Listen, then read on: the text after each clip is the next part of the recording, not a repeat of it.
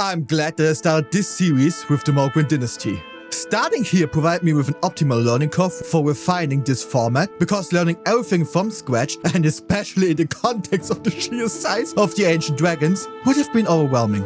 As literally 1/4 of the game's entire lore is related to this lost civilization, which wasn't even the first advanced civilization in the lands between. Much like Farum Azula is shrouded in mystery, so too was its civilization at the height of its power, which was made up of the enigmatic ancient dragons and beastmen. Despite their significant role in the history of the lands between and their lasting impact on the Golden Order, much of what is known about this culture has faded with time, with scarce item descriptions and the remaining ruins of Farum Azula being the sole evidence of this civilization. As such, join me in my depiction of this culture and let's explore what customs, values, as well as societal structure this culture had. For this video, we'll be the best in visualizing, explaining, and making sense of this mysterious culture in the easiest way possible. Plus, you can grab this depiction of the ancient dragon culture for your own use. And if you're a content creator, feel free to use it in your own videos, but please credit me for my work. So, let's begin the very long and fascinating story of the ancient dragon culture.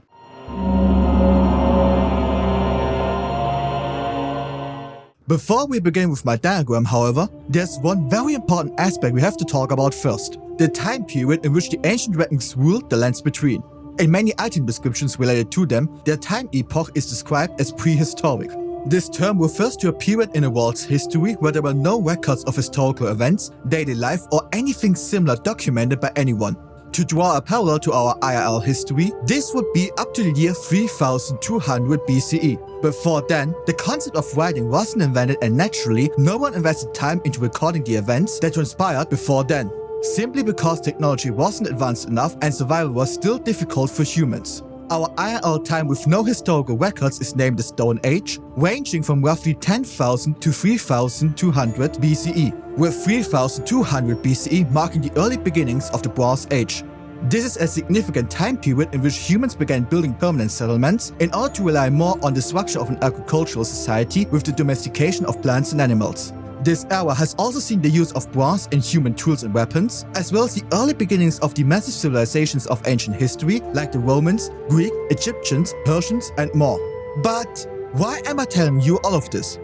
It's because we can draw the exact same parallel between the Stone Age of our world and the rule of the ancient dragons in Elden Ring. There aren't any written records for any societal structure, which in turn makes it a joke to actually try and visualize the culture of the ancient dragons. However, much like archaeologists in our world made it possible to rediscover the information of all these ancient time epochs, the same is also possible for us in Elden Ring by gathering as well as analyzing every indicator and small evidence present in the game.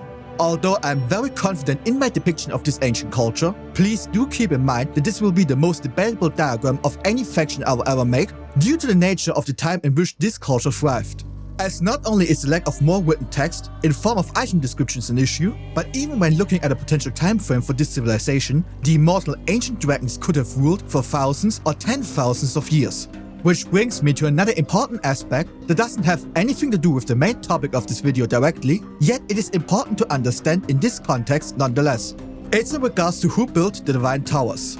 This video chapter was heavily influenced by the best Elden Ring archaeologist on YouTube, Tarnished Archaeologist. Before looking into the towers more closely, I always believed that these towers were built by the ancient dragons and their servants, the Beastmen, solely because of my understanding that there weren't any indicators for a prior advanced civilization throughout the lands between that could have done that. However, Tarnished Archaeologist actually pinpoints the construction of the Divine Towers onto a culture that existed before the ancient dragons, with the only other entities old enough for such an achievement being the Fire Giants, as well as the larger specimen, which Tarnished Archaeologist fittingly named Titans. The evidence for the accuracy of his theory lies within the iconography we find throughout the Divine Towers.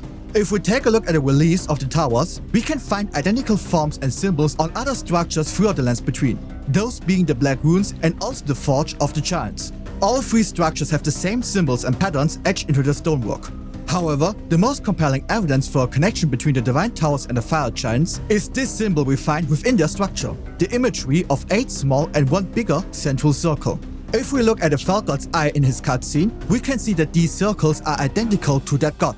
Furthermore, this symbol can also be found in other items related to the giants or the troll relatives, such an item being the Troll's Hammer. And this symbol is also available as a tattoo option in the character creator for our characters. suggesting furthermore that this symbol must have been very important at some point in the lands between. Additionally, the hammer's item description reveals, in the distant past, smithing was considered divine. A fascinating statement from which we can learn quite a bit. Not only that the fire giant's fell god was the reason for constructing the divine towers, as the symbol can be found in everything built by his worshippers the fire giants, but his fire likely represents the earliest instance of fire's presence in the lands between. Fire signifies the dawn of every advancing civilization. It not only provides light at night and enables the cooking and discovery of new foods, but fire is also crucial in the invention and development of new technologies. Therefore, the bestowal of fire by the fell god led to its worship and the construction of the divine towers, as it was this deity who enabled the fire giants to lead a more advanced and improved life, marking the fire giants and the fell god as the first emergence of advanced life and technology in the history of the lands between. And how the fell god arrived and brought fire with him is also a story the divine towers can tell us. For the way in which this fell god must have arrived is through a meteoroid, because within the divine towers we can find fragments embedded into its architecture that are identical to ones at sites of meteoroid impacts throughout the lands between. The descent of this deity by a fiery meteoroid indicates that the fire giants, together with the Titan brethren, erected these towers as a tribute to the fell god, because they represent the potential impact sites of the fell god's meteoroids, where the material from these meteorites was embedded into the stonework atop the towers. That is the quintessence of Tarnished Archaeologist's video. His observations of the fire giants having had an advanced civilization prior to anyone else do make sense when we take a look at one of the fire giants' other creations, the golems. Their black weapons tell a tale of being the creations of a civilization that is now fallen into ruin. The existence of black runes spread throughout the lands, crafted by the giants, clearly illustrates a connection between them. Furthermore, this connection to the fire giants is also reinforced by the fuel powering these golems, fire. This element, essential for keeping the automatons active to this day, alongside the presence of titans among the fire giants, coincidentally also mirrors Greek mythology. It reflects the story of Prometheus, who stole fire to gift it to humanity for their advancement, and Hephaestus, known for creating self-operating machines. This suggests that From Software may have drawn inspiration from these myths when crafting the lore surrounding the fire giants. But all of these points are more thoroughly explored by Tarnished Archaeologist in his video on the Divine Towers. I've included a link in the video description for you to dive deeper into his insights on why the fire giants built these towers and, more interesting, what ultimately became of the civilization. A catastrophic meteoroid impact, marking the arrival of the greater world's Elden Ring in the lands between, which decimated their civilization. Tarnished Archaeologists suggest this event likely led to the massive crater at the Divine Tower's core, which provides a credible explanation for the enormous crater situated at the map's center. His theory in turn also accounts for the buried Titan remains and the widespread yet isolated structures across the entire lands, explaining the disconnection and scattering of their once great and vast civilization. Moreover, the Elden Beast's significant connection to water, the natural counterforce to fire, would account for the area's body of water. And this scenario may also shed light on humanity's origins within the game's narrative, suggesting possible parallels to the IRL human evolution if we extend Tarnished Archaeologist's theories here. While I agree with Tarnished Archaeologist on everything in his video about the Divine Towers, I disagree with his idea that the arrival of the Greater Will caused this massive crater. For it is actually the place where Thelm Azula once resided. Evidence from the Bestial Sanctum and the Thelm Great Bridge in Caelid suggests that Thelm Azula, at the very least in part, once occupied this area of the map.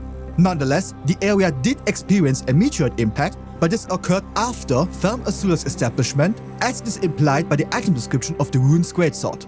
However, I'm not going to discuss the current floating state of Thelm Azula right now, but later when I talk about Placidusax, for he is partially responsible for the current state of the city. And while I plan to delve into Thelm Azula's current state later on, it is now time to get to the actual topic of this video, the culture of the ancient dragons. Let's take a look at the royal city of Thelm Azula, specifically its name, which serves as the most significant evidence of their culture. The name of the ancient dragon's capital city, Thelm Azula, is derived from the two distinct words, Thelm and Azula. From a historical and geographical perspective, the term Thelm is notably associated with a town in Denmark. However, it is unlikely that From Software would arbitrarily select the name of a random town for a legacy dungeon. More interesting, as well as aligning with our earlier discussion of this culture existing during the Stone and Bronze Age, when comparing Elden Rings and our IRL timeline, the Latin word forum, which sounds similar to forum, refers to a public square, marketplace, or assembly place in Roman cities. A forum was a hub space of economic, religious, judicial, and social activities, serving as a crucial center for communal life in Roman towns. which is quite the apt word for Farum Azula, as it is where the Elden Lord of that time, Dragon Lord Placidusax, as well as his god and the Elden Ring resided. As for Azula, the term does not have a direct origin in Latin. Instead, it is more closely associated with Spanish, where azul means blue. The suffix a often feminizes nouns in Romance languages, including Spanish, suggesting Azula could be interpreted as a feminine form of blue. Furthermore, Azula is recognized as a feminine given name in cultures with Spanish influences, including those in South America and Spain itself. Although less common, it can also be found as a surname in these regions. As a result, we could call Farum Azula the Blue Meeting Place. Or if you lean more towards the name implications, it could also mean the place to meet Azula. Both interpretations align well with the lore of this location, as it is not only a city situated in the sky, but it could also have been named in honor of its potential ruler, the nameless god of Placidusax. And this isn't a far stretch, considering the Old Lord's talisman describes the place as the ancient royal city of Farum Azula, clearly suggesting a regal or divine origin for the city. As interesting as these implications are, I doubt that we will ever learn the reason as to what made people refer to it as Farum Azula. For the specifics of the city itself and the nameless god have been obscured by the passage of prehistoric time. Though this doesn't stop us from learning what we can from the remains still available to us. To better understand what this place might have been like, let's examine its inhabitants and the customs they practiced.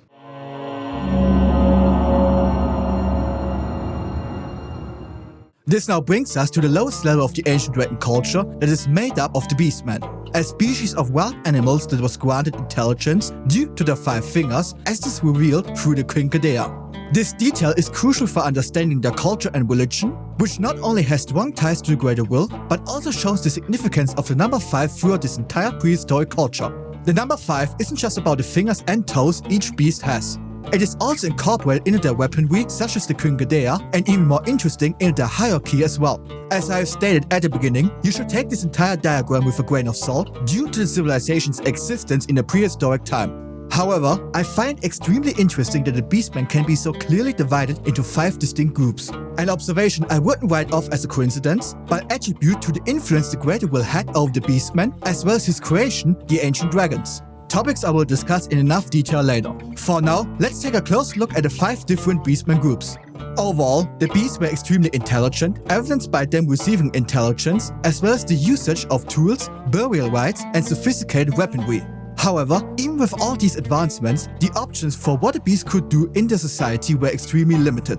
Beastmen could only choose one of 2 paths. They could either train to become warriors, or engage in religious studies focused on the ancient dragon's red lightning and the dragons themselves. Support for this societal structure comes from the fact that within Farum Azula, excluding the undead, we encounter only these 2 distinct groups in combat. The beastmen either engage us in close quarters combat or attack us with red lightning.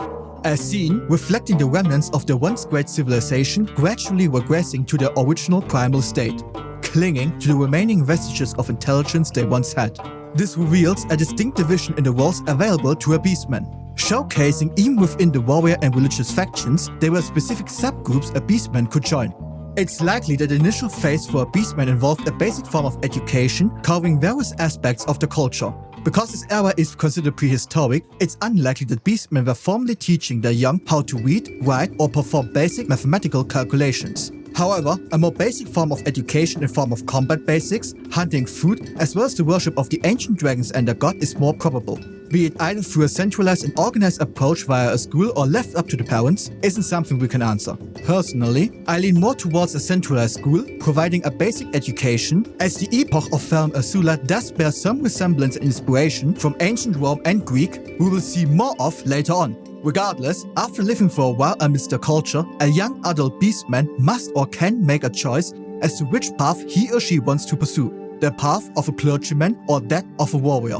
As we can find more warriors than beasts using incantations within Farum Azula, it is very likely that most beastmen became warriors after being recruits for a time. My reason for this advanced warrior class is based on the possession of full armor sets and larger swords compared to those wielded by beastmen recruits. There's no evidence indicating what a beastman had to accomplish to ascend to the warrior rank and acquire better equipment.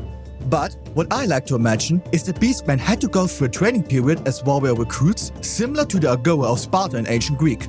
Those places housed Spartan boys who were trained to become effective soldiers and citizens of Sparta. The Agora's curriculum included intense physical exercises, combat training, and survival tactics with a rigorous focus on military preparedness. Beyond physical prowess, however, it also incorporated a well-rounded education in music, dance, and literacy, so that next to soldiers, they would also become good Spartan citizens. Within the communal barracks, young Spartans were immersed in an environment that fostered camaraderie, loyalty, and a healthy spirit of competition. This system instilled in them the vital principle of prioritizing the collective well-being over individual desires, which was a key aspect of Sparta's effectiveness throughout their wars in the ancient world. With the Battle of Thermopylae, where 300 Spartans fought 7,000 Persian soldiers for 3 days as a prime example for the results of the Agora. Central to the Agora as well was the strict enforcement of discipline, obedience to authority, and adherence to Spartan laws and traditions. The regime was unyielding, with severe repercussions for those who strayed from its dictates. Moreover, it cultivated a culture where the young were empowered to maintain discipline among themselves, reinforcing the internalization of Spartan values and ensuring the perpetuation of the societal ideals.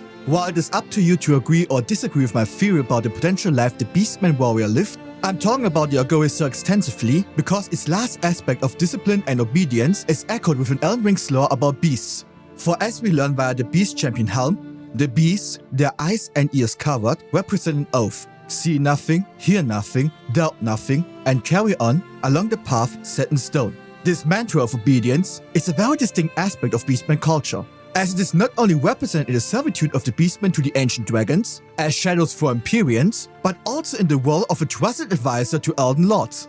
Which is now a good time to talk about Sawash, who is not only the lord of his people, but was also throughout his life trusted advisor to 2 Elden Lords. First, let's take a look at the origin of the name Sawash. The word Sawash originates from Zoroastrianism, an ancient Persian religion founded by the prophet Zarathustra in the 2nd millennium BCE. Swarsha is one of the key deities in the Zoroastrian pantheon. Swarsha embodies obedience, devotion, and, notably, the concept of listening. His name is often translated to mean obedience or hearkening, indicating his role as a divine figure who listens to humanity's cries and prayers.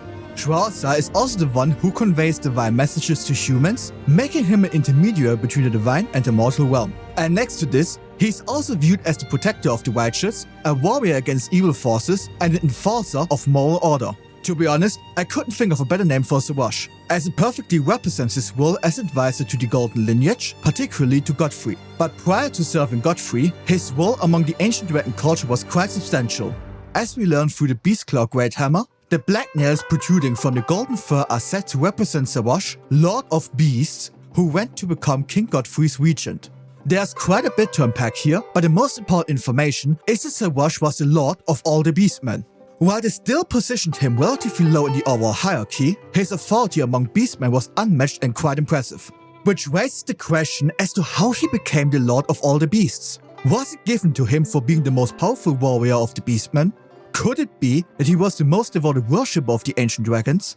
Or was it sheer luck that he was elected by the then Elden Lord Placidusax, or his nameless god? The question of how Sawash ascended to his title of Lord of Beasts is unfortunately something that is impossible to answer. But instead of dwelling on this matter endlessly, let's focus on the other interesting lore tidbit of the Beastclaw Great Hammer. Sawash acting as a regent for King Godfrey, a role he later became best known for by the title of Beast Regent, as mentioned in the Tree and Beast Surcode. But what exactly is a regent? Regent is sometimes a formal title granted to a monarch's most trusted advisor or personal assistant, which is an interesting choice of title for Sawash, because the only prominent thing we know about him is that he helps to suppress Godfrey's raging lust for combat. As such, him acting in an advisory role isn't something I would have expected, nor that Sawash would decide to serve Godfrey and forfeit his own lord title. Though as to why he chose to serve Godfrey is something we can actually answer via several clues. First is the item description of the Beast Champion armor, stating that beasts are drawn to champions and to lords. As such, the feast of being powerful enough to warrant the title of a champion or lord is essentially the explanation as to why Sawash decided to serve Godfrey. We will look into the Beastman's innate tendency to serve others later on when we examine their religious practices. For now, it is only important to note that Beastmen inherently become servants to lords and champions. As such, the circumstances surrounding Sawash serving Godfrey are very interesting. For it is through suffering defeat in combat, I believe, what made Sawash recognize Godfrey as his lord to serve. An important detail and potential evidence of a fight between Sawash and Godfrey is the origin and pattern of Godfrey's axe. You can see for yourself that the design of this axe is identical to the weapons and armor of the Beastmen. The question, however, is how Godfrey obtained this weapon. I'm convinced this axe was originally Savage, wielded in his fight against Godfrey that ultimately resulted in Savage's defeat. Although it isn't directly stated anywhere, there is an indicator for such a battle to have taken place in the past. Specifically around the time Godfrey took Savage onto his back. For that, we have to consult the item descriptions of the Godfrey icon and the axe of Godfrey. His icon reads, Godfrey was a ferocious warrior. When he vowed to become a lord, he took the beast-reaching Savage upon his back to suppress the ceaseless lust for battle that raged within. Take note of the word vow in context of him ascending to the position of Elden Lord when we now read the description of Godfrey's axe. This weapon is symbolic of Godfrey's vow to conduct himself as a lord, later becoming an emblem of the golden lineage. In the days of the past, a crown was warranted with strength.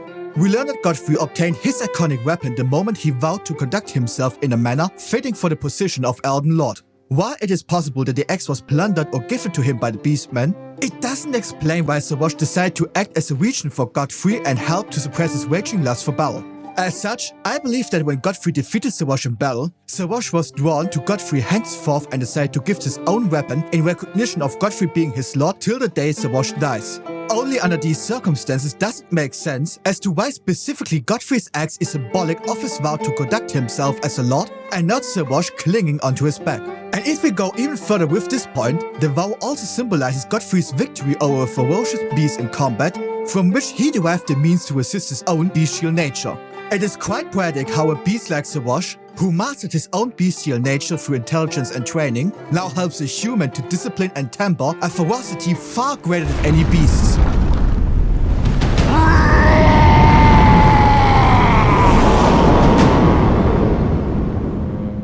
But there's also one other point I'd like to discuss. For while this sequence of events makes sense, why did Savage become specifically an advisor to Godfrey? A requirement for an advisor is to be wise and knowledgeable about many subjects so that they could serve their lord to the best of their abilities. While Savage has experience in leading his people as a lord of beasts, we don't know under what circumstances he obtained this position, nor what kind of tasks the Lord of Beasts had to fulfill. But because Savage acts in an advisory role later to Godfrey, it wouldn't be too far-fetched to assume that Savage already had experience in being an advisor to an Elden Lord. And the only other Elden Lord Savage could have served is Placidusax, the very first Elden Lord.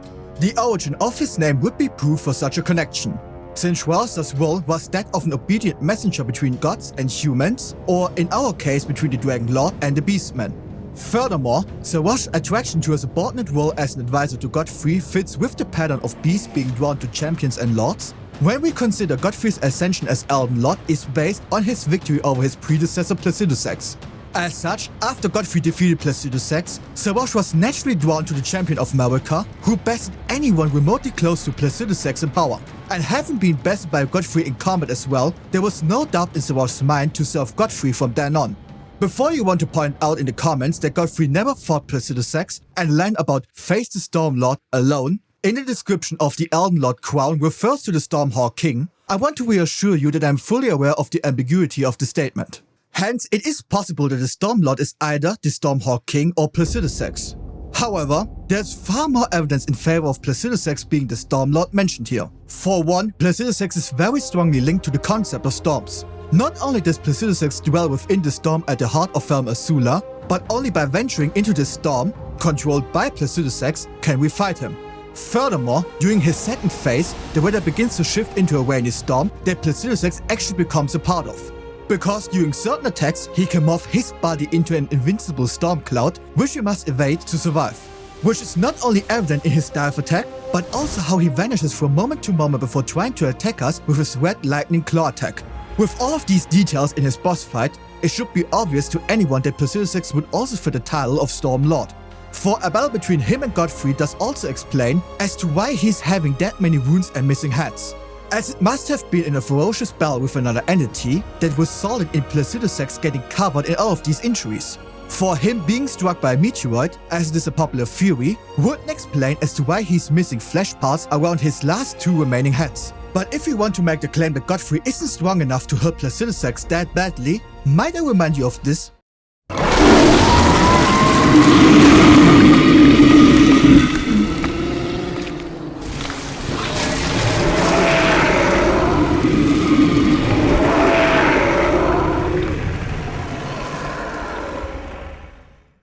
Furthermore, for there to be a standalone sentence that informs us of a battle between Godfrey and a unique entity suggests not only that this must have been an important event in Godfrey's history, but the emphasis on Godfrey facing that being alone indicates that this must have been a pivotal trial for Godfrey. And I cannot think of a better reason other than facing a five-headed dragon alone to determine who will bear the title of Elden Lord after this fight. As further evidence for such a fight would explain why we can collect ancient dragon smithing stones throughout the world, which were Placidus' scales in the past.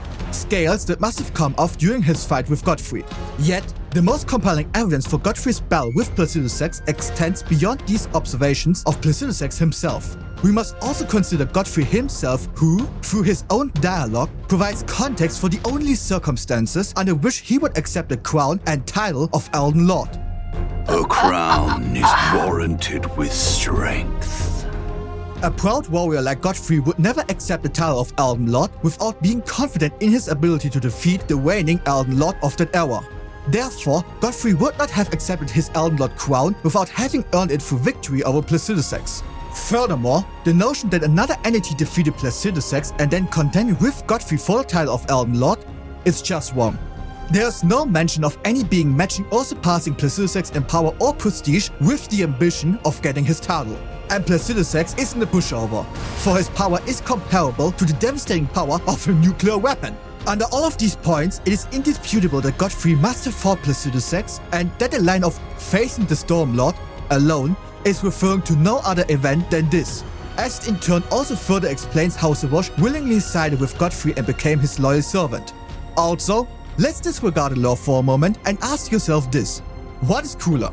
Godfrey as Hoarlu wrestling with a tiny bird controlling gushes of wind, or ripping a multi-headed dragon into pieces who can fire lasers and nukes?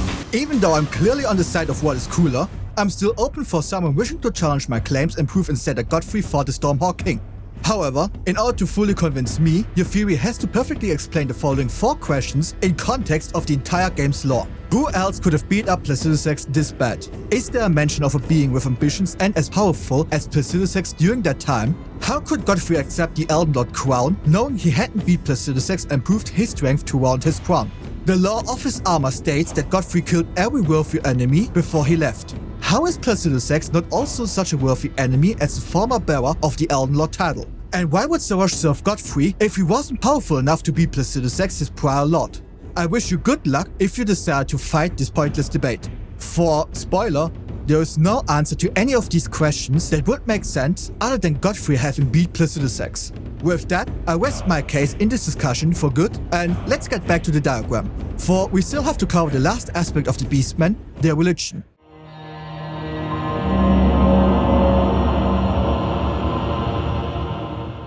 With the warriors and a lot of beasts covered, let's take a look at the other major group among the beastmen, the clergy responsible for the worship of the ancient dragons. Throughout the game, there are 2 distinct groups of beastmen with an association to religious duties. Those being the beast high clergymen we learn of via the Kringodea, Guang, and their statues throughout Fair Masula, as well as this unnamed group of beastmen I'll refer to as acolytes. Worship in Beastman culture centers around the ancient dragons, supported by several key indicators, notably the Beastman's connection to Fair Masula.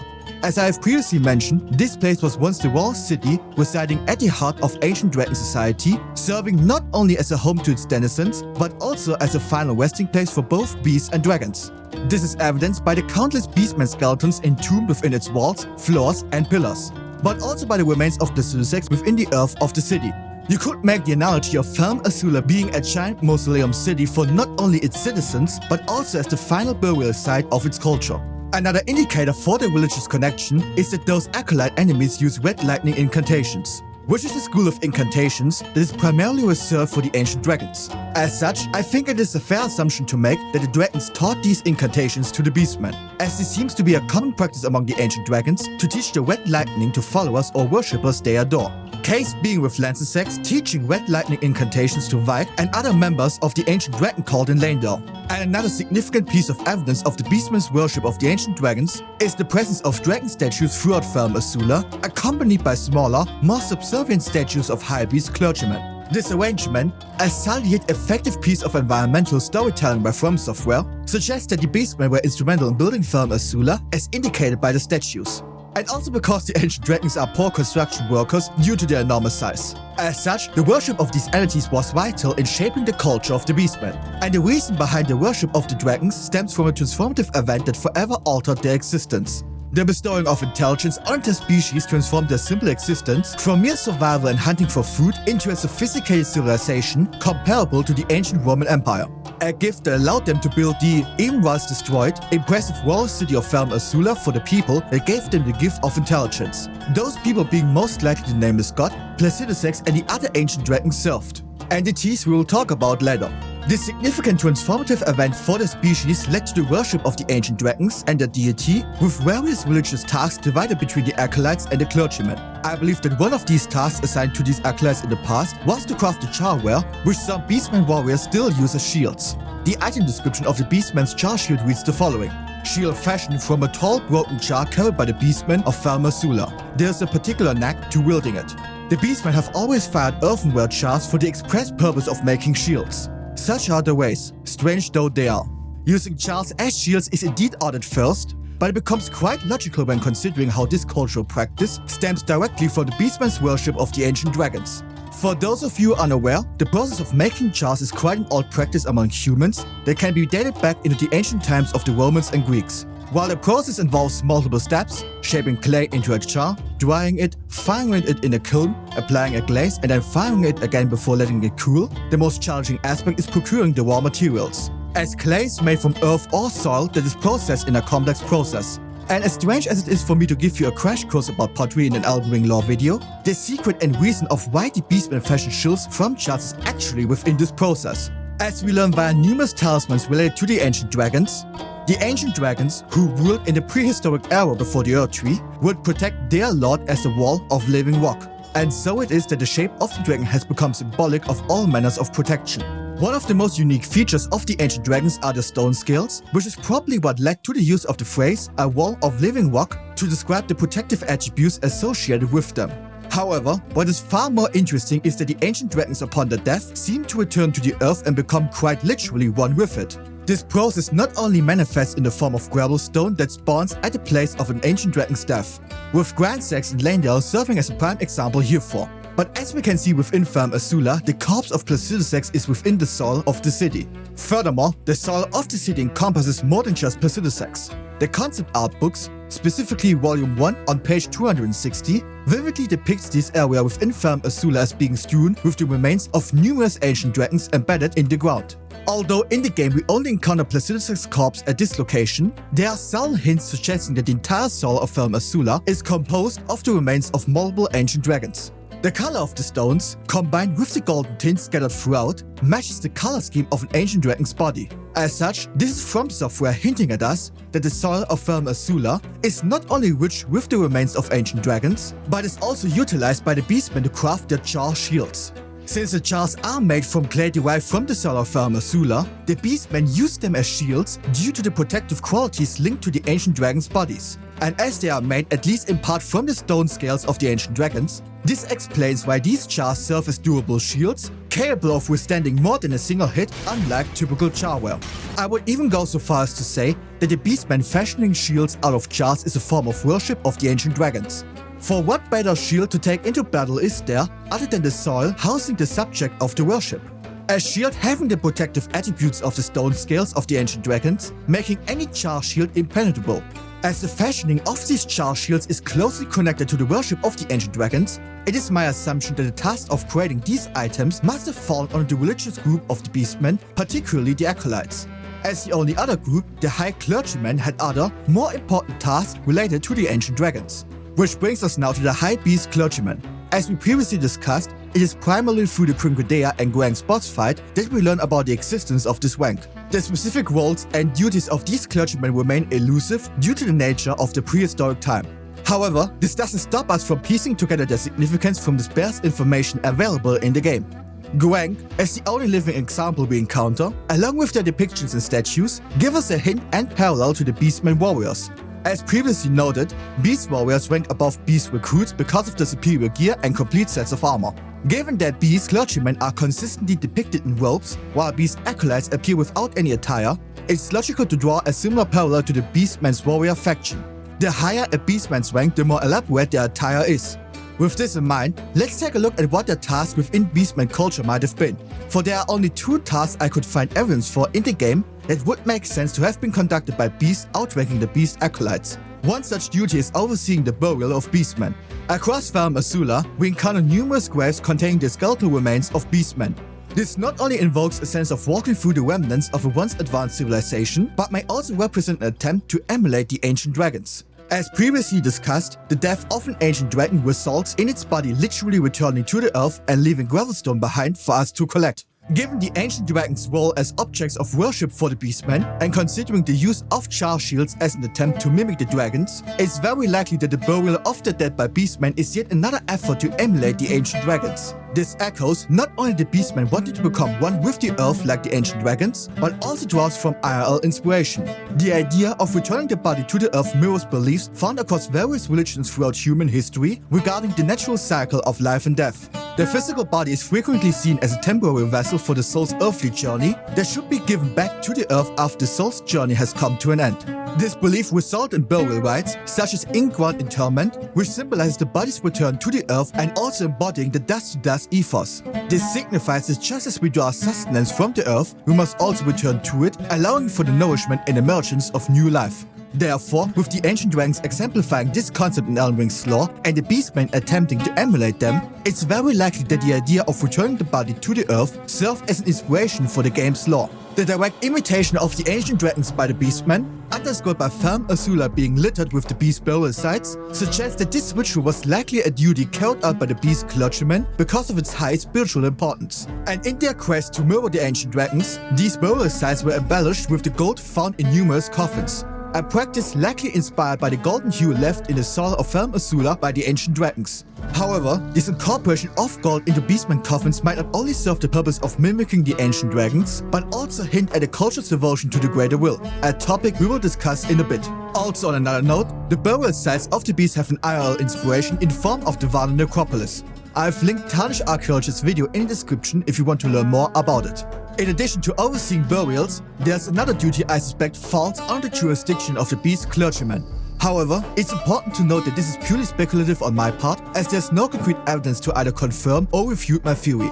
Within the item description of the ancient dragon smithing stone, it reads that smithing stone made polishing a golden gravelstone, a scale of the ancient dragon lord and hidden treasure of Farum Azula. As we've looked at previously with Grandsex, the existence of gravelstone usually marks the place when an ancient dragon has died. As these stones unmistakably belong to Placidusax, it on one hand further solidifies that the corpse we see here is in fact that of the Dragon Lord himself. And if you still aren't convinced about this, then watch Zullie's video in which he makes it clear that this model belongs to Placidusax. Returning to the clergyman, the detail that ancient smithing stones are created by polishing a golden gravelstone suggests that someone must have harvested a skull from Placidusax's corpse and transformed it into the upgrade material we can collect. Given that Placidusax was leader of the ancient dragons, it logically follows that the clergymen were responsible for collecting his gravelstones and crafting them into these smithing stones. Because managing the remains of the ancient dragon's leader is a task of such significance that it would likely be entrusted only to a high-ranking beast clergyman. But this is again just my speculation, based on the already extremely limited information about these clergymen. On another note, the clergyman's intense involvement with the ancient dragons and stones also explains the origin of the beast shield incantations. Because the origin of the stone incantations are a result of the beastman's deep-rooted faith in the ancient dragons. Particularly on the aspect that the stony scales of the ancient dragons return to the earth of Farum Azula upon their death. Stones that have definitely been used as material to craft the beastman's char shields. And while the exact origins and reasons for the use of stones in the offensive-based incantations are nowhere stated, the religious connection of the beastmen, especially the clergymen, to the ancient dragons provides us with a plausible explanation herefore. Guank, who provides and utilizes these incantations, suggests that access to these powers was likely exclusive to the clergymen. Since no other beastmen in-game used them against us, this highlights how exclusive this school of incantations was to the clergymen, with Guank being the only one in the present day who retains this knowledge and shares it with those who assist him. This exclusivity stems, I believe, from the clergyman's role in handling the beast burials, entombing their remains into stone, and managing the remnants of Placidusax. Their close ties to these rituals have led them to create a specialized school of incantations, further demonstrating their devotion to the ancient dragons. By incorporating stones into their new school of incantations, they showcased their deep understanding of the ancient dragons and also highlighted again their high-ranking positions as clergymen. Also, another interesting observation I made is that the faith requirements for using these special incantations are notably low when compared to other, more advanced incantations from other schools. I think this is likely because the clergymen, who frequently and directly witnessed their objects of worship and lived with them in the same city, did not need a high level of faith. Specifically, they did not require a faith level above 15 to harness these powers. Their faith was not in abstract power like the Earth Tree, the Greater Will, or any other auto-god. This direct, constant exposure to the revered dragons made high faith unnecessary for the stone incantations, as their close and direct contact with the ancient dragons and their way of life made these powers easier to grasp.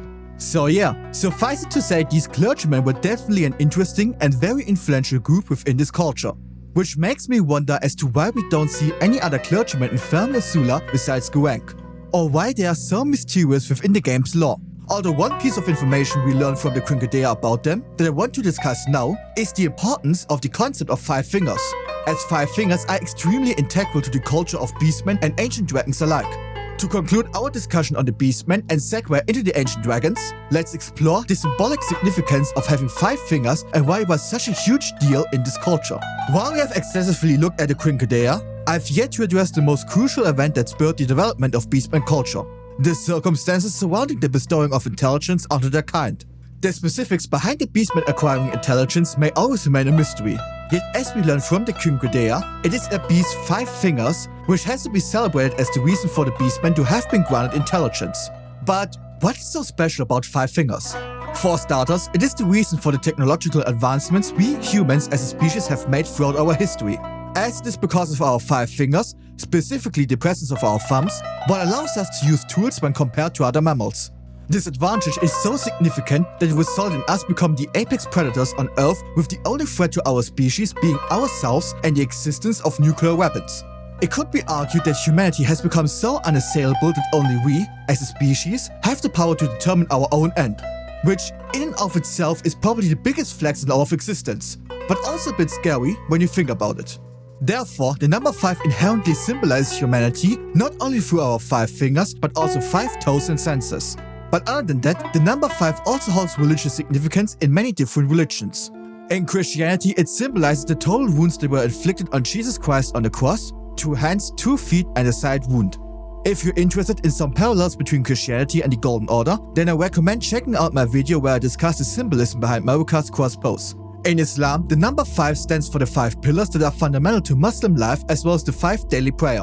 In the Sikhism religion, baptized Sikhs are obliged to wear 5 items named 5Ks. In Buddhism, the number 5 describes the human condition, aggregated by the concepts of form, sensation, perception, mental formation, and consciousness. And within Elden Ring's beastman culture, it holds the religious significance of being the reason as to why they have been granted intelligence. As fascinating as the significance of the number 5 between our IRL religions and the beastman's culture is, there's still more we can glean from them, as the core goal of every religion is to achieve a state of balance and harmony between the individual and the universe. A universal goal across every religion, whether it's achieved through meditation, the 10 Commandments, the teachings of prophets and gurus, or other means, this quest for equilibrium is a common thread. And the concept of balance and harmony, symbolized by the number 5, does resonate within beastman culture as well. Initially mere wild beast, the beastmen of Farum Azula have, over time and through the gift of intelligence, developed a unique and sophisticated culture. A culture skillfully blending their innate chaotic nature with the orderly aspects of tool usage, city building, and establishing a clear societal hierarchy. As a result, at their zenith, they harmonize the opposing forces of chaos and order, achieving as such a state of balance and harmony that align their natural instincts with their ordained role in the lands between. Although this is all very abstract, there's a solid rationale behind my conclusion here. Because to me, it's clear that the beastman's possession of 5 fingers and the subsequent tool use were not the primary reason for the acquisition of intelligence. Instead, it was their resemblance to the then envoys of the Greater Will, known as the 5 fingers.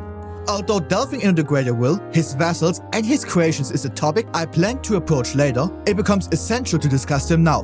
For understanding the origin of the significance of the number 5 is crucial, as it represents the unifying concept that ties this entire culture together. You might wonder why I suggest the Greater Will's envoys initially took the form of 5 fingers rather than 2. There's been speculation that the 3 and 2 fingers were physically unified at some point. When you merge both entities together, it becomes apparent that they together resemble a complete hand. But something I think no one has ever noticed is that From Software actually hid the confirmation in plain sight all this time to support this theory by the community, in form of the cutscene introducing the Elden Beast. Take a very close look at this scene of the cutscene. The position in which the Elden Beast stretches its fingers should be very familiar to you. For, at the very least, I can see the exact same pose the 3 fingers take when we enter the room, taken by the thumb, index and pinky finger of the Elden Beast hand, with the middle and ring finger sticking closely together like the 2 fingers we meet in Round Table Hold. From Software has dedicated considerable effort to highlight the Elden Beast hand, with the camera even focusing exclusively on it. They could have started the presentation of the Elden Beast with its head, but chose its hand in a very familiar pose instead. This deliberate choice suggests they are trying to convey a significant message here, because we all know how much Miyazaki loves feet, and the Elden Beast actually has some. And now, you know this weird fact too, as well as that he prioritized hands over feet to tell us something that isn't a new fetish. And in case of someone disagreeing with me, arguing that this is just a random introduction idea they had for the Elden Beast with no meaning behind it, let me ask you this question in turn. Why would they model the Elden Beast with a complete hand if from the beginning the Greater Will only sent 2-finger envoys? I believe the arrival of the Elden Ring and the appearance of the 5 fingers occurred concurrently.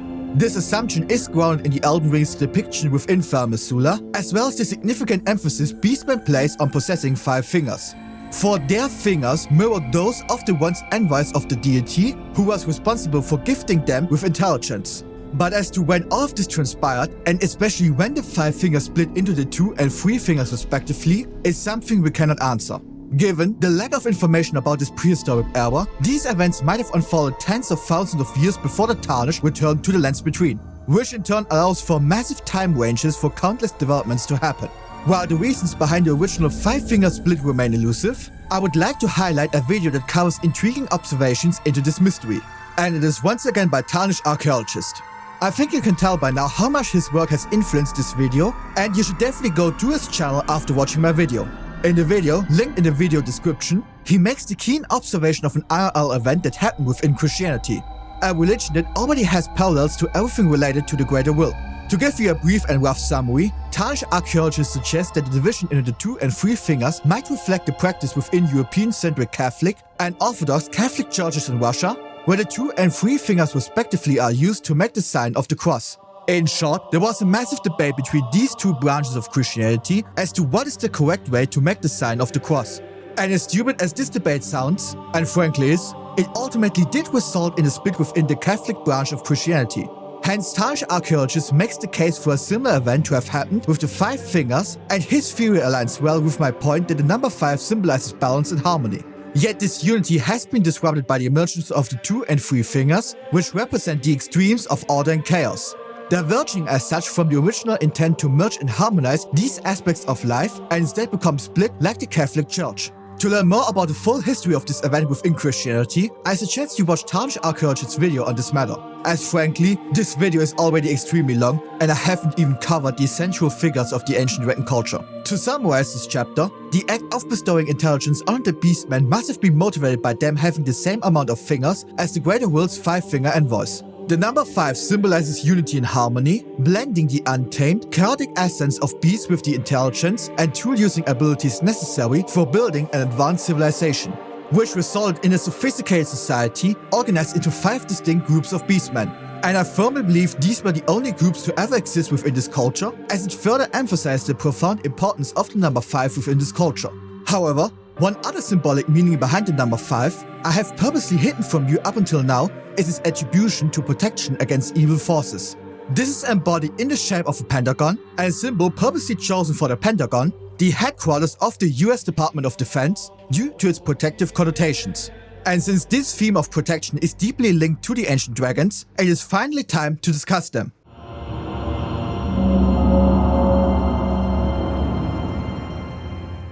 To begin this chapter of the video, it is important for me to explain a topic I have mentioned numerous times now. The fact that the Greater Will directly created the ancient dragons.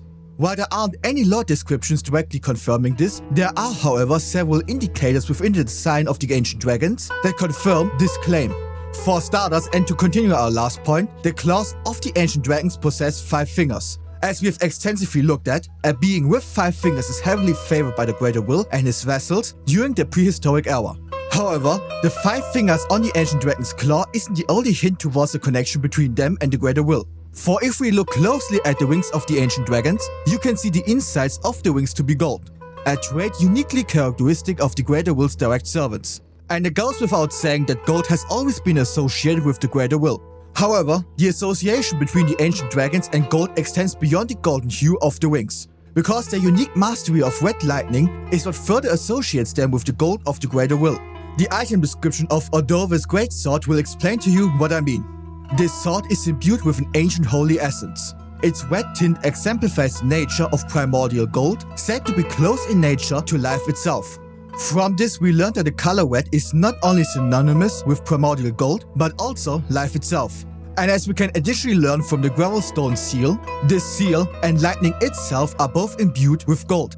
As a result, it's reasonable to conclude that the red lightning wielded by the ancient dragons is not merely a variant in color, but it represents primordial gold, which is directly connected to the essence of life itself. Gold and life are very synonymous with the Greater Will. These two concepts not only represent it, but everywhere the Greater Will influences a culture, that civilization flourishes with life and prosperity. Point in case being the Beastmen and Faramir Sula, which we have discussed in depth, as well as the Erdtree followers that built the beautiful city of Leyndell. The rise of Marika's Golden Order grew so influential it dominated the lands between in a manner akin to the ancient dragons at the zenith of the civilization, both of which worshipping the Greater Will. Plus, the essence of Ordova's greatsword is described as an ancient holy essence, which together with the description of the Gravelstone seal explicitly links red, primordial gold, and by extension the red lightning to the divine, which in this case is the Greater Will. The link between lightning and gods isn't a new concept employed by From Software. It also occurs in Dark Souls with Gwyn using his lightning bolts to defeat the ancient dragons, and in Sekiro lightning is synonymous with the divine dragon. As such, Elden Ring's ancient dragons are yet another example of a concept From Software has used for a long time now. Also, there's the matter of how did these dragons obtain the ability to wield red lightning? The power of wielding life itself essentially. We know that the ancient dragons taught the beastmen and later the ancient dragon cult followers how to use red lightning incantations. But why are these the only dragons with such an ability? And how did they achieve such proficiency? The only plausible explanation is that the Greater Will created them to use it inherently, since red lightning isn't the only thing it has passed on to its creation. While every ancient dragon is capable of wielding red lightning, none is as proficient in its mastery as Placidusax himself. Case being that he's the only dragon who literally transforms his body into a red thundercloud to attack us with his red lightning claw. Plus, exclusively he creates a powerful nuke attack in the form of Grandsack's Bolt. An attack literally capable of obliterating us if he decides to use it in a very rare 1% of chance. However, neither him being a walking nuke nor his unique body are as intriguing as his fire breath. Not because of the flame itself, but because it is gold in color. This places Placidusax in a rare category of beings capable of unleashing golden breath as an attack, with the only other beast being the Elden Beast, who is a direct creation of the Greater Will. Under all of these aspects, you hopefully agree with me that the ancient dragons are direct creations of the Greater Will. Recognizing them as creations of the Greater Will also clarifies a significant mystery we encounter while traversing the lands between.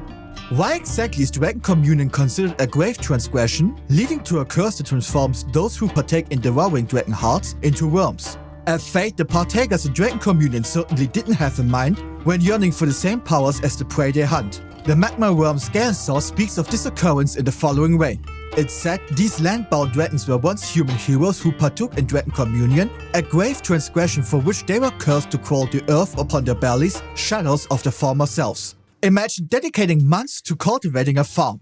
You've painstakingly plowed fields, planted seeds and built a barn for your cows and goats, essential for your sustenance and the farm's success. Then, a stranger comes along, steals your harvest, slaughters your livestock for meat, and claims your hard work as their own. You will probably not only curse that bastard, but also track him down with a 2-barrel shotgun.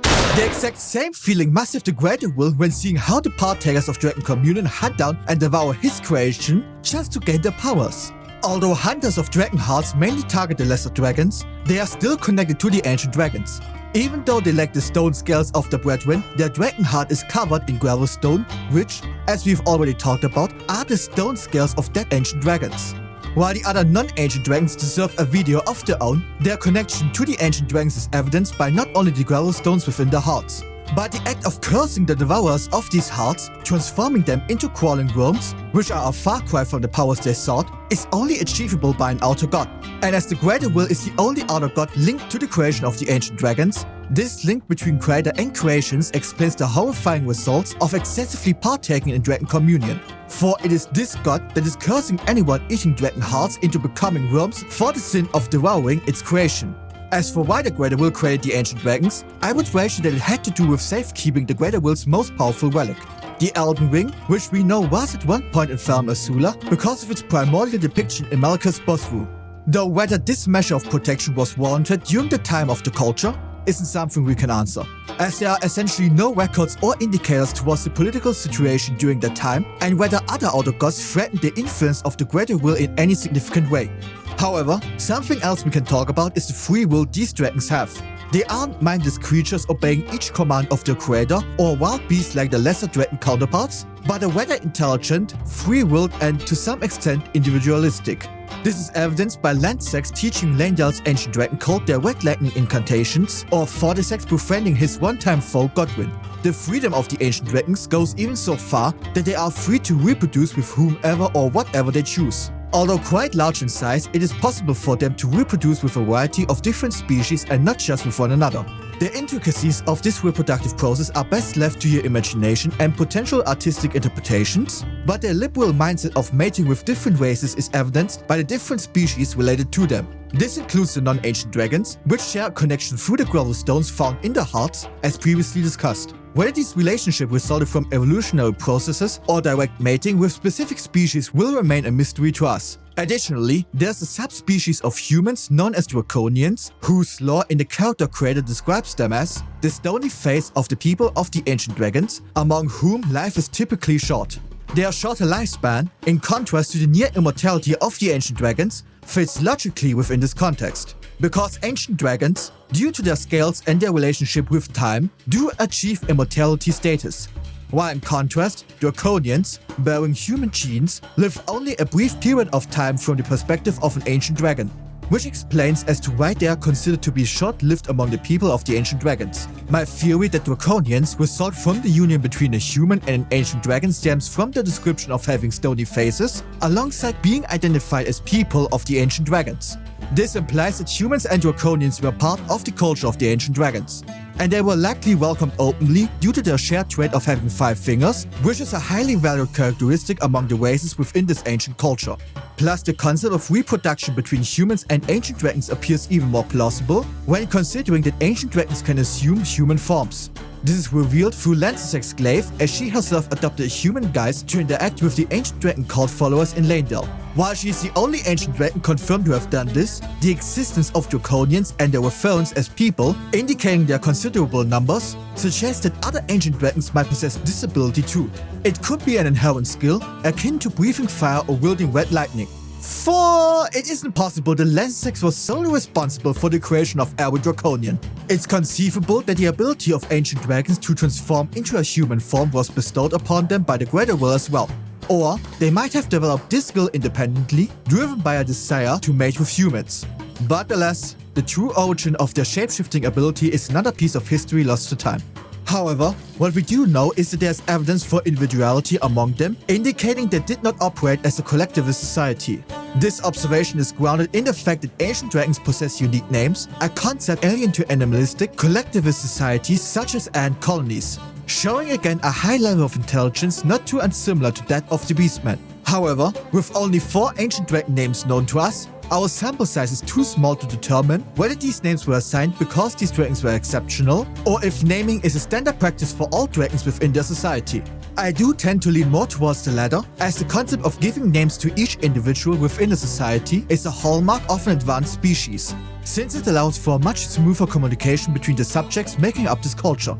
Imagine the difficulty of sharing information without the convenience of names. For instance, if you stumbled upon an outstanding video about Elden Ring's ancient dragons and wanted to recommend the channel to a friend, The absence of a name would make this recommendation challenging. Similarly, if there were no unique web page links, which serve a purpose similar to names by identifying specific content in a unique context, it would be impossible to direct someone to that exact video. So, you better subscribe to not forget about this channel.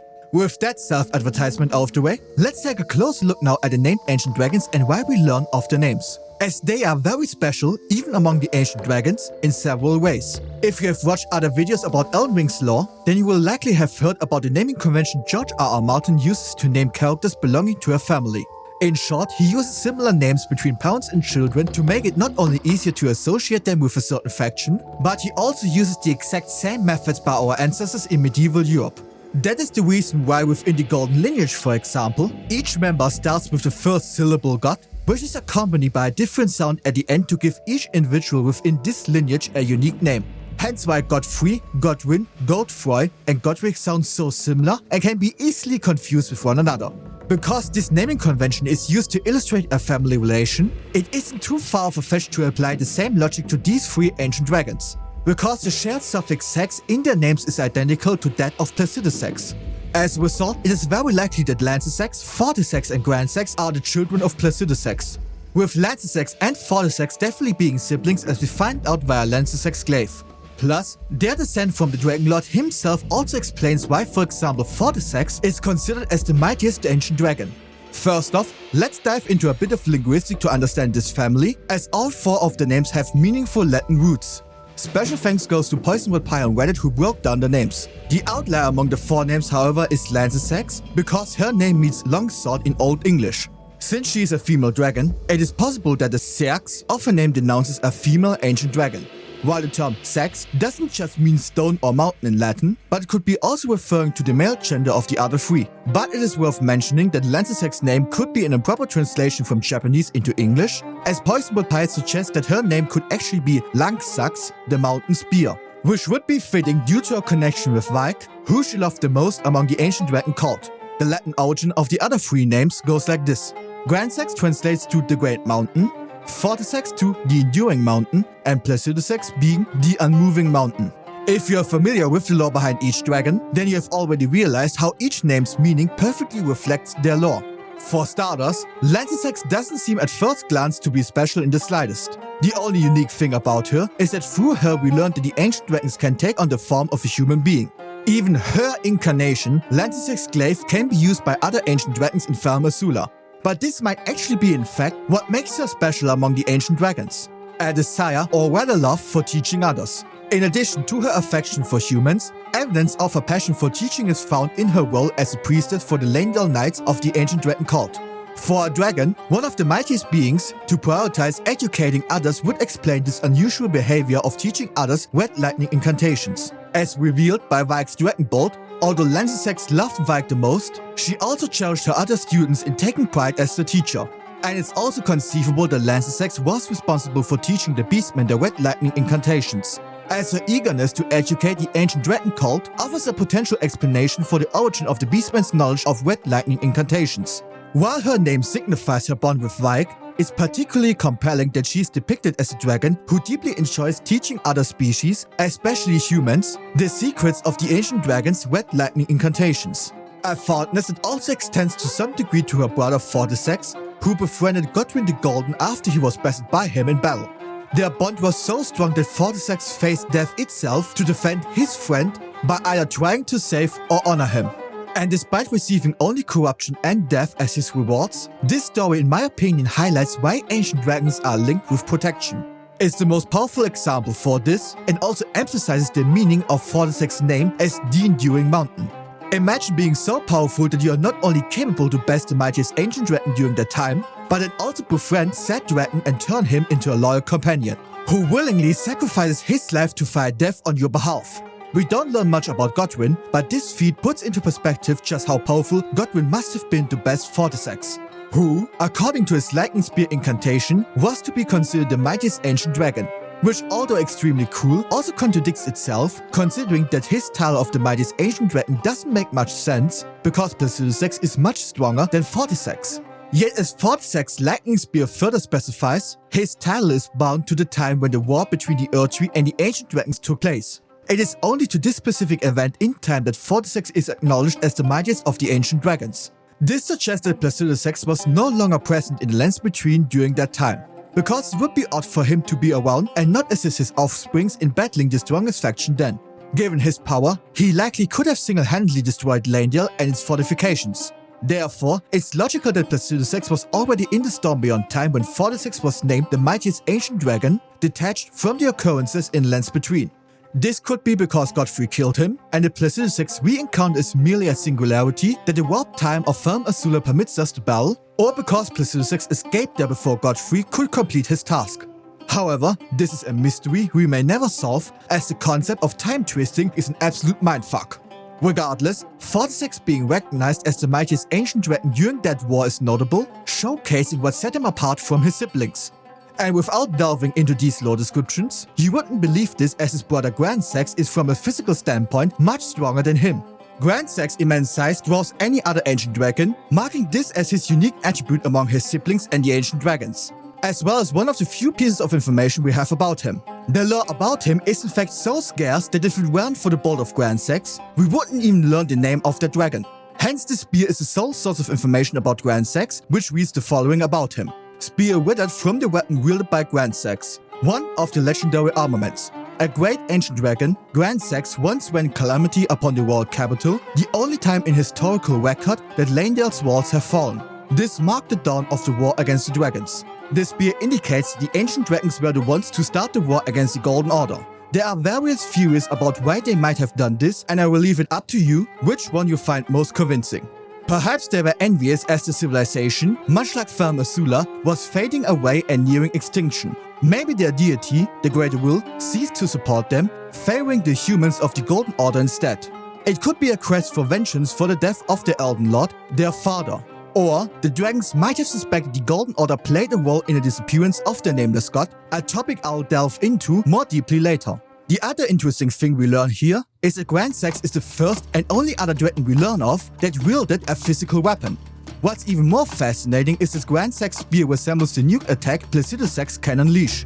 Albeit that Placidusax, other than Grandsax, doesn't need a physical tool to wield this attack, as his mastery over red lightning allows him to use it naturally. I would interpret Grandsax wielding this weapon in two ways. First is that Grandsax's control over red lightning is inferior to Placidusax. The spear's identical appearance and mere existence serves as sufficient proof herefore. And second of all, I believe the spear's primary function wasn't merely to mimic Placidusax's power, but to enhance it significantly, potentially to the extent that its blast could obliterate an entire city. The fact that the spear was driven here into the heart of Leyndell and it being modeled after Placidusax's nuke attack suggests that it possessed such devastating capabilities, which in turn indicates that the ancient dragons likely aimed for a swift conclusion to the conflict, intending to end the war at its onset. The existence and implications of Grandsax's bolt reveal a lot about the ancient dragon's power at the time. It seems unlikely they would have chosen this strategy if they were confident they could destroy Leyndell and, by extension, the Golden Order at any time they wished. The lack of such a power would further suggest that their leaders, Placidusax and the nameless god, were not present anymore around the time Grandsax attacked Leyndell. Whether it was because they had already been engaged in a war with the Order before Grandsax's attack, or because Placidusax's offspring sought vengeance for their father's death at Godfrey's hands. We will likely never learn the reason for the absence of Placidusax and his god from this war. And likewise being a mystery forever is what stopped Grandsax from wiping out Leyndell and who or what killed him at this spot in Leyndell. But this shouldn't discourage you or me to make our own theories about the subject. Feel free to let me know in the comments on why you think the ancient dragons initiated a war with the Golden Order, and who or what killed Grandsax.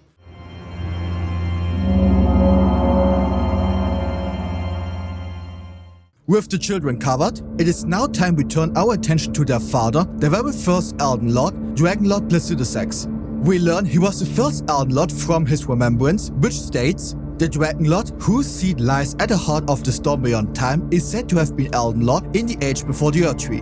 Once his god was fled, the Lord continued to await its return. His status as the first Elden Lord is linked to the Greater Will's initial emergence in the lands between. This period coincided with the creation of the ancient dragons and the arrival of the Elden Ring in the form of the Elden Beast prior, which eradicated the advancements of the previous civilization. As I have discussed in the chapter on the Prehistoric Era of the lands between, before the ancient dragons, the ruling civilization of that time comprised the Fire Giants and the Titan Kings. These beings constructed the divine towers and a network of blood wound structures to span the entire lands between. And as I've explained in this chapter as well, the knowledge of Plesiosax being the first Elden Lord was obscured by this prehistoric ancient time, where the practice of documenting history had not yet been established. And as this tradition with each subsequent Elden Lord, he was the most powerful being during his time to warrant that title, since no other ancient dragon came even close to his mastery over wet lightning or let alone his power. Only his god and the Elden Beast surpassed him in strength.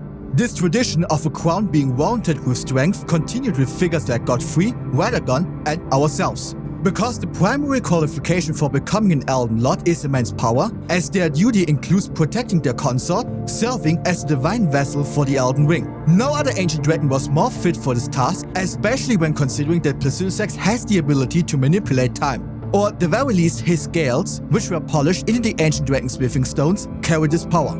It is pure speculation whether Plesiosax could actively control time, as this part of his power isn't detailed in the lore of Elden Ring. However, I personally believe he had some control to actively manipulate time. I base this on him dwelling within a storm, beyond time mind you, at the heart of Fel Masula. A storm which not only shelters some version of him, but also allows us to cheat fate and avoid the Lord of Frenzy ending with Mikola's needle. Suffice it to say, the storm is by nature a singularity in time itself, a very isolated pocket dimension from any outer influences. And given its size and central location within the wounds, I believe it also impacts Fel Masula directly. For if the storm does indeed exert outward effects, it would neatly explain why the day-night cycle is absent from this area of the game. When I discussed Plesiosax's corpse in a video from over a year ago, I proposed the theory that Fel Masula's area got so twisted by time manipulation that while we traversed the city, we actually slipped from one time pocket into the next one. Something I based not only on the absence of the day-night cycle, but also on why we face so many different enemies within Fel Masula with no connection to this culture. Enemies like the Godskin Duo, the Crucible Knight, the Banished Knights, as well as the Beast Corpses, who are a result of Godwin's Death Blight having made its way into this very isolated part of the map. A claim I still believe to be true, because the presence of distinct time pockets and the reason we can battle a beat-up Plesiosax when he appears to be already dead could all be explained by the existence of Plesiosax's corpse in the ground together with the storm at the center of the city. I know that all of this sounds very wild, so just bear with me for a second. It's reasonable to tie all of these oddities together, especially considering that the scales of Plesiosax's corpse could be influencing the land of Fel Masula with their time-altering properties, while the storm, acting as the gateway to Plesiosax's boss arena by rewinding time, which is similar to Killer Queen's Another One Bites the Dust ability from JoJo's Bizarre Adventure, is the main source affecting the time of Fel Masula. Therefore, it's very likely that with the storm acting as the primary time manipulation force, Plesiosax's scales within Fel Masula's soil amplify this effect throughout the city, which, if true, gives us an explanation for every oddity related to time in this place. Additionally, given the storm's central location in Fel Masula, it might also play a role in why the city, while floating in the sky, is yet also slowly crumbling. We do not learn why or how even the city got into the sky in the first place, but since the city floats around the center of the storm, it is fascinating to examine how the storm influences the city's current state. To begin this discussion, let's first attempt to see when exactly the city began to float in the sky. The item description of the Outlaw's Talisman states that it is said that the ancient war city of Fel Masula has been slowly crumbling since time immemorial. This bit about slowly crumbling since time immemorial suggests that the city has been slowly falling apart since the Prehistoric Era to this day, which is quite a substantial time span when we consider that the reign of the ancient dragons could have been several millennia ago. However, did you notice any mention attributing Fel Masula as a floating city in the sky? The absence of such a mention is a hint that the city hasn't always been skybound, which is further supported by the Bestial Sanctum and the farm great bridge we find in Caelid, which were once part of the city. Through these buildings we know for a fact that Fel Masula was at one point connected to the rest of the lands between, until an event happened that separated the city from the rest of the land. While it's not explicitly mentioned, the event likely involved a meteorite striking the city, granting it the ability to defy gravity, with precedents for this phenomena being the floating rocks around the crater to the path to Nokron, which was caused by Radahn's meteorite impact. Furthermore, an item description subtly suggests such an event might have occurred in Fel Masula. The item description in question is the rune's greatsword, which reads the following. Originally rubble from a rune which fell from the sky, the surviving fragment was hunned into a weapon. The wound it came from crumbled when struck by a meteorite. As such, this weapon harbors its destructive power. The wound's greatsword description is vague enough to allow for theories that the debris either was solid from an initial meteorite impact on the city, or perhaps from a second meteorite hitting Firm Azula after it already began to float. In turn, I want to propose a theory which not only explains what happened first, but at the same time also why we find some ruins of Firm Azula scattered throughout Limgrave and Liurnia, which has to do with the storm at the center of the city. My theory is that only one meteorite was the initial cause for Firm Azula to float in the sky. But over time, the gravity magic within the stones of Firm Azula began to lose their potency, which resulted in parts of Firm Azula slowly falling back onto the lands, and why we can find its ruins in so many different places of the map, from among which the rune's greatsword was created. Such a catastrophic event, ruins and parts of the city falling from the sky, had immense repercussions for every living being on the ground. Hence, I believe this event is another reason as to why Placidusax summoned the storm within Firm Azula next to awaiting the return of his god, with the goal of not only extremely slowing down the rate at which Firm Azula is falling apart, but to also preserve their culture and move it away from harming other inhabitants of the lands between, which in turn explains as to why Firm Azula has no day and night cycle, as time moves so slow here that it stands effectively still. And this in turn would also explain why the Outlaw's talisman says that the city has been slowly crumbling since time immemorial. However, I recognize my theory has its flaws. Given the scarce lore available and the extensive time manipulation present, countless other scenarios could also explain the city's current state. But despite this, I still like my theory as it does rectify more of the lore questions I had before looking into this matter.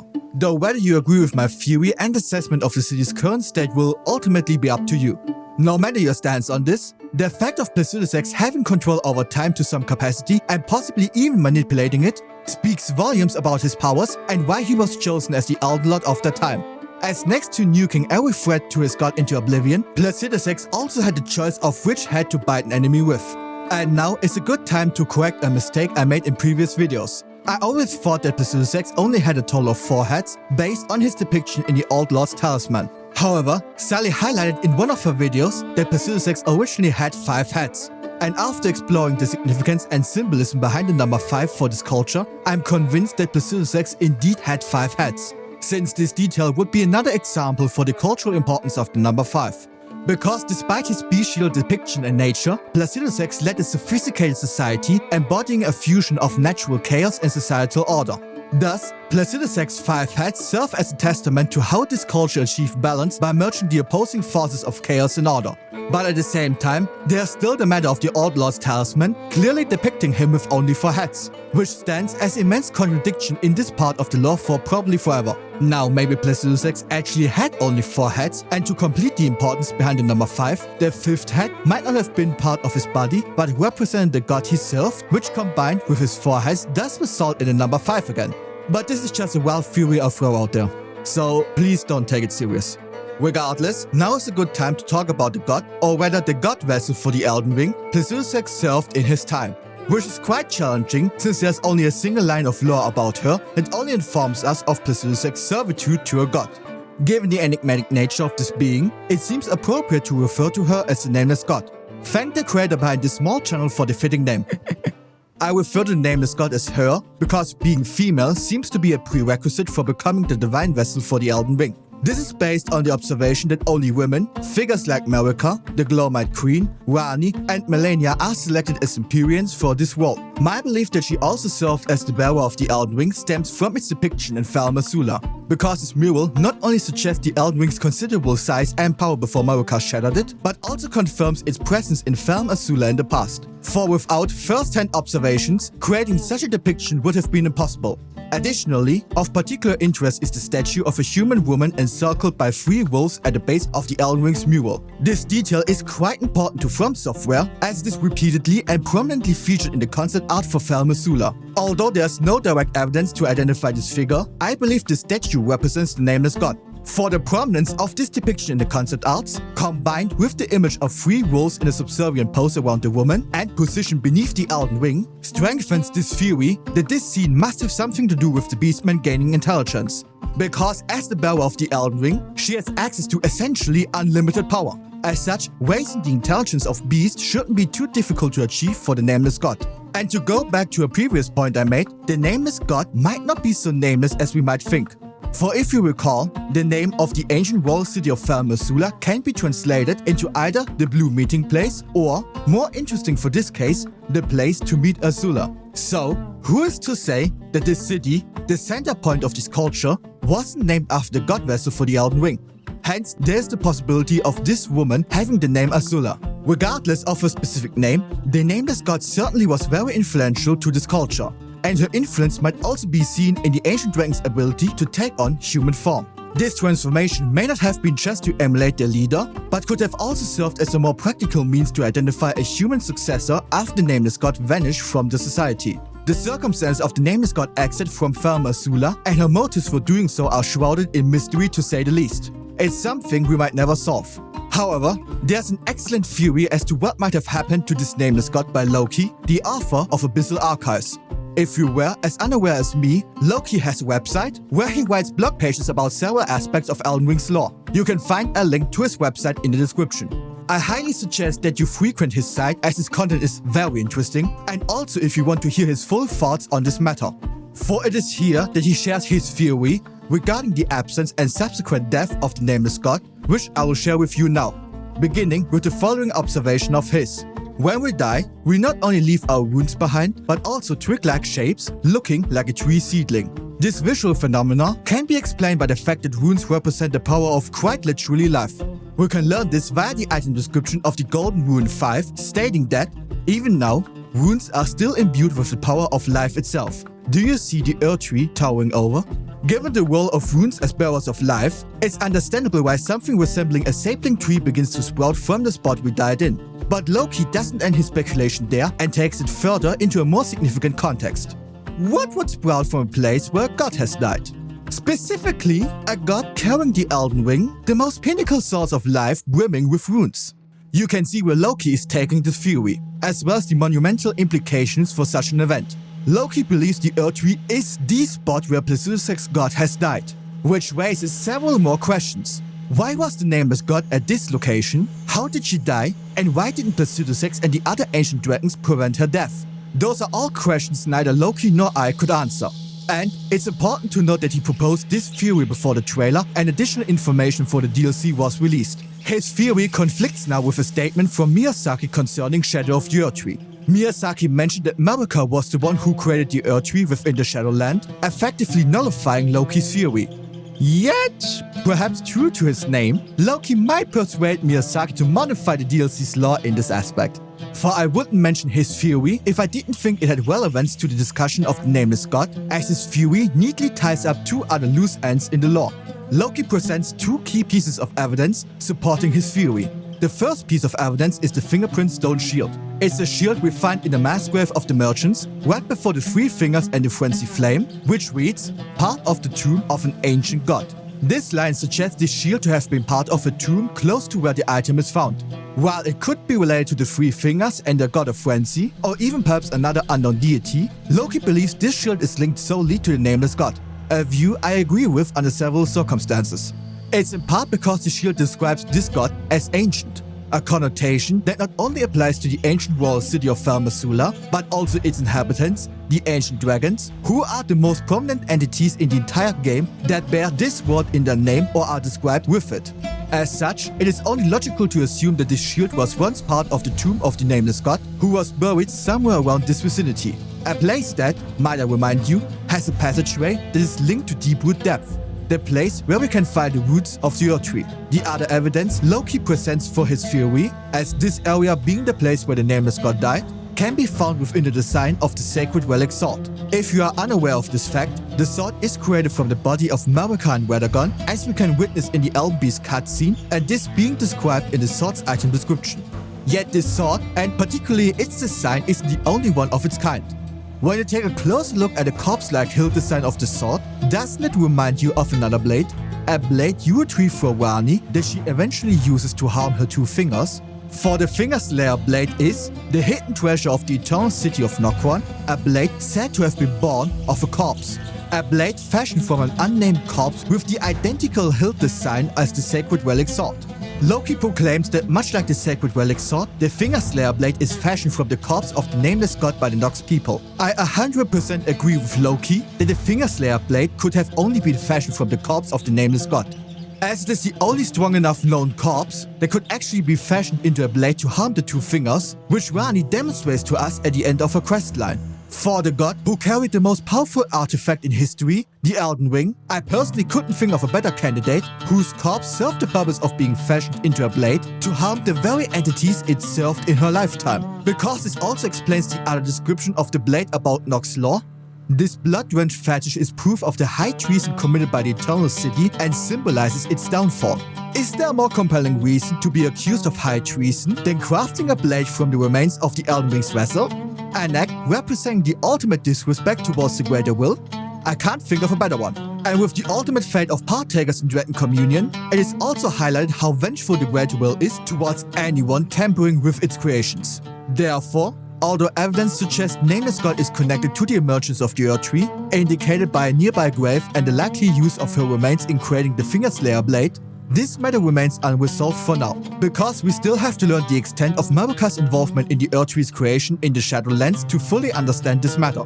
But thanks to Lokey's theory, as well as the observations we could make in Thermal Sula, we actually were able to shed some light onto the mysterious being that was Plesusek's god and bearer of the Elden Ring before Marika. While we can only speculate and interpret environments to find insights into this nameless god, this is typical when exploring prehistoric civilizations. For our understanding can only be shaped by careful observations and interpretations of these scarce clues, as there are no records to concretely define what life was like during the era of the ancient dragon's culture. As such, the mysteriousness of the nameless god is only second to none to the Greater Will, who essentially created this civilization as we have looked at already. Although having had the biggest influence on the lands between compared to any other outer god, this being still remains a mystery at large, with the only certainties about this outer god being its immense power for not only creating the Elden Ring, but also the ancient dragons. It is symbolized by gold in its creations and incantations, as well as demonstrating a strong affinity for life and order. It seeks to foster life's flourishment in this world by imposing order on life's inherent chaotic nature, thus enabling life to thrive and prosper. However, the Greater Will is indifferent to the specific nature of the order it helps to impose. Whether it be a bestial order, an order of death or curses, a perfected golden order, or Marika's golden order, it remains unconcerned about the specifics. Its sole focus is on enforcing the concept of order in this world, regardless of its form or nature. Though as to what its motivations could be, why at the beginning its envoys were 5 fingers that split into 2 and 3 fingers, whether it's the one great or another separate being, as well as him favoring Marika and her golden order more instead of its own creations, are all questions I cannot answer in this video anymore, as this is a subject worthy of its own lengthy video. And I cannot write another 3 to 10 pages more for this video, as I already lost track of everything I've covered in this video. And this marks the end of this extremely long and complex video. If I haven't overflooded your brain with so much information that you forgot how to function as a human being, then I have done a great job to not get you in the state I was when writing this video. Because having to juggle this huge pile of information to make everything about this culture as coherent as humanly possible is harder than fighting Malenia naked. For context, I began to work on this video at the beginning of March this year and finished the very first draft of this script right at the end of that month, meaning that it took several more weeks to achieve the final version you have listened to. And by the time this video comes out, you can count as the total days it took for this video to be completed. I worked 6 days a week on this video, which results in math something. Suffice it to say, I need a long break from making these faction lore videos, as my brain cannot handle it right now. A break which is called Shadow of the Earth Tree. After my break, in next faction lore video, I will cover the Volcano Manor, as you guys have a strong interest in them. Which is also perfect timing with the DLC, as my sixth sense tells me Mesmer has some ties to it. So subscribe to stay tuned for that video, as well as many other videos for Elden Ring's lore to come. Also, don't forget you can download this diagram with the link in the video description, and check out the previous faction lore video about the Mogwin dynasty if you haven't already. At any rate, I will now take my brain out of my skull and let it cool off for a while. Have a great day and see you next time. Ja.